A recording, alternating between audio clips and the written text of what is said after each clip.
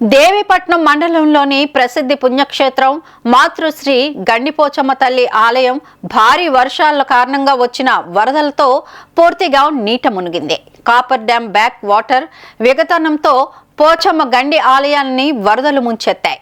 Rampachodavaram Devipatnam SI Nagarjuna పరిస్థితిని సమీక్షించారు. వరద భారీగా ఉన్న నేపథ్యంలో మత్స్యకారులు వేటకు వెళ్లరాదని, గోదావరి నదిలో ఎవరూ దిగరాదని హెచ్చరించారు.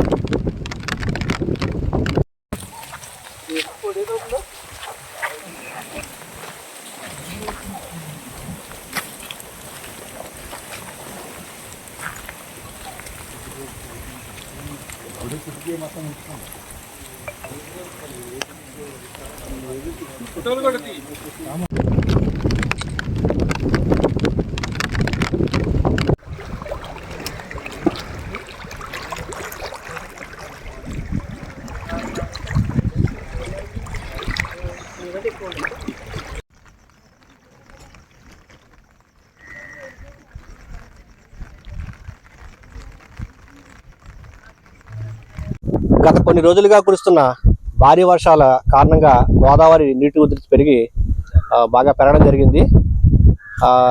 దాని నిమిత్తం ఈ దేవీపట్నం మండలం గండిపోచమ్మ గుడి దగ్గర టెంపుల్ కూడా మునిగిపోవడం జరిగింది.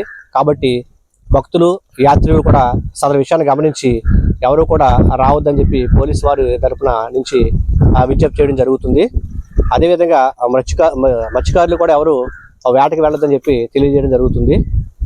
ఈ గండిపోచమ్మ గుడి దగ్గర ఎటువంటి అవాంఛనీయ సంఘటనలు జరగకుండా పోలీస్ సిబ్బందితో ఇక్కడ బందోబస్తు కూడా ఏర్పాటు చేయడం జరిగింది.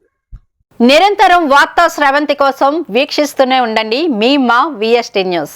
Please like, share and subscribe our channel.